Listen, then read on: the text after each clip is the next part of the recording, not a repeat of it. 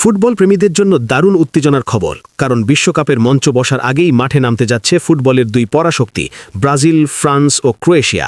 আর সেই ম্যাচগুলো ঘিরে তৈরি হয়েছে ব্যাপক আগ্রহ।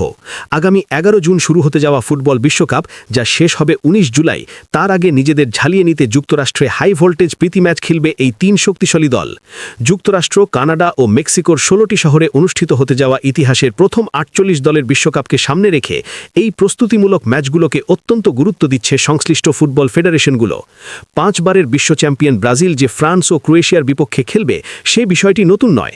গত 5 ডিসেম্বর ওয়াশিংটন ডিসিতে 2026 বিশ্বকাপের গ্রুপ পর্বের ড্র অনুষ্ঠানের পরই ব্রাজিল ফুটবল কনফেডারেশনের সভাপতি ঘোষণা দিয়েছিলেন আগামী বছরের মার্চে যুক্তরাষ্ট্রে এই দুই ইউরোপীয় শক্তির মুখোমুখি হবে সেলেসাওরা।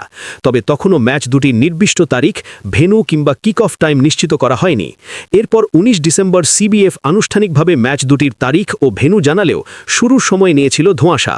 অবশেষে সেই অপেক্ষার অবসান ঘটিয়ে সব তথ্য প্রকাশ করা হয়েছে, যা নিঃসন্দেহে ফুটবল ভক্তদের রোমাঞ্চ আরও বাড়িয়ে দিয়েছে। জানা গেছে, মার্চ মাসের এই দুই প্রীতি ম্যাচে ব্রাজিল প্রথমবারের মতো 2026 বিশ্বকাপের জন্য প্রস্তুত করা নতুন জার্সি পরে মাঠে নামবে। ফ্রান্সের বিপক্ষে ম্যাচে ব্রাজিল পরবে তাদের ঐতিহ্যবাহী নতুন হলুদ জার্সি, আর ক্রোয়েশিয়ার বিপক্ষে খেলবে নীল রঙের জার্সিতে। শুধু ব্রাজিলই নয়, ফ্রান্স ও ক্রোয়েশিয়াও এই প্রীতি ম্যাচগুলোতে তাদের নতুন ক্রীড়া সরঞ্জাম ও জার্সি পরে মাঠে নামবে, যা সমর্থকদের জন্য বাড়তি আকর্ষণ তৈরি করছে। গ্রুপ পর্বের দিক থেকেও এই ম্যাচগুলো গুরুত্বপূর্ণ ইঙ্গিত দিচ্ছে, কারণ 2026 বিশ্বকাপে ব্রাজিল পড়েছে সি গ্রুপে, যেখানে তাদের প্রতিপক্ষ মরক্কো, হাইতি ও স্কটল্যান্ড। অন্যদিকে ফ্রান্স রয়েছে আই গ্রুপে, যেখানে তাদের সঙ্গে খেলবে সেনেগাল, নরওয়ে ও আন্তর্জাতিক প্লে অফ গ্রুপের চ্যাম্পিয়ন দল। ক্রোয়েশিয়া পড়েছে এল গ্রুপে, যেখানে তাদের প্রতিদ্বন্দ্বী ইংল্যান্ড, পানামা ও ঘানা। এসব শক্তিশালী গ্রুপের বাস্তবতা মাথায় রেখেই মূলত নিজেদের শক্তি ও দুর্বলতা যাচাই করতে চাইছে দলগুলো। এখন আসা যাক ম্যাচের নির্দিষ্ট সময়সূচিতে। ব্রাজিলের প্রথম প্রীতি ম্যাচটি অনুষ্ঠিত হবে আগামী 27 মার্চ যুক্তরাষ্ট্রের ম্যাসাচুসেটস অঙ্গরাজ্যের ফক্সবরো শহরের ঐতিহাসিক জিলেট স্টেডিয়ামে, যেখানে মুখোমুখি হবে ব্রাজিল ও ফ্রান্স। ম্যাচটি শুরু হবে রাত 3টায়। ইউরোপ ও দক্ষিণ আমেরিকার দুই ফুটবল জায়ান্টের এই লড়াইকে অনেকেই আগাম বিশ্বকাপ ফাইনালের স্বাদ বলে মনে করছেন। এরপর খুব বেশি বিরতি না দিয়েই ব্রাজিল খেলবে তাদের দ্বিতীয় ম্যাচটি।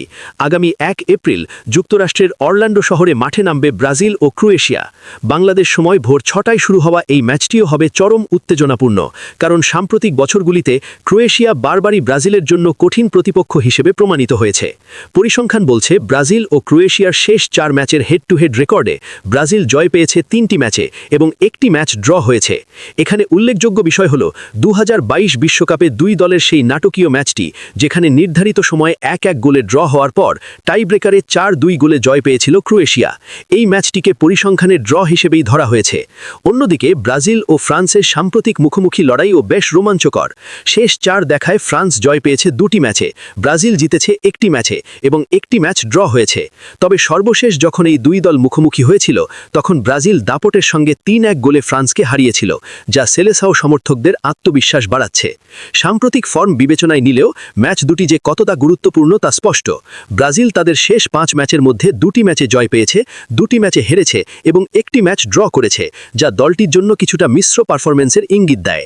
বিপরীতে ফ্রান্স শেষ 5 ম্যাচের মধ্যে 4টিতেই জয় পেয়েছে এবং 1টি ম্যাচ ড্র করেছে, অর্থাৎ ফর্মের দিক থেকে ফরাসিরা কিছুটা এগিয়ে। সব মিলিয়ে বলা যায়, বিশ্বকাপ শুরুর আগে এই দুই প্রীতি ম্যাচ শুধুমাত্র প্রস্তুতির অংশ নয়, বরং শক্তির বার্তা দেওয়ার মঞ্চ। নতুন জার্সি, নতুন কৌশল, সম্ভাব্য একাদশের পরীক্ষা এবং মানসিকভাবে প্রতিপক্ষকে চাপে রাখার লড়াই, সবকিছু মিলিয়ে ব্রাজিল বনাম ফ্রান্স ও ব্রাজিল বনাম ক্রোয়েশিয়ার এই ম্যাচগুলো যে ফুটবল প্রেমীদের জন্য অবশ্যই দেখার মতো হতে যাচ্ছে, তা বলার অপেক্ষা রাখে না। তাই পুরো ভিডিওতে সঙ্গে থাকুন, কারণ সামনে রয়েছে ম্যাচের গভীর বিশ্লেষণ, সম্ভাব্য একাদশ ও আরও চমকপ্রদ তথ্য।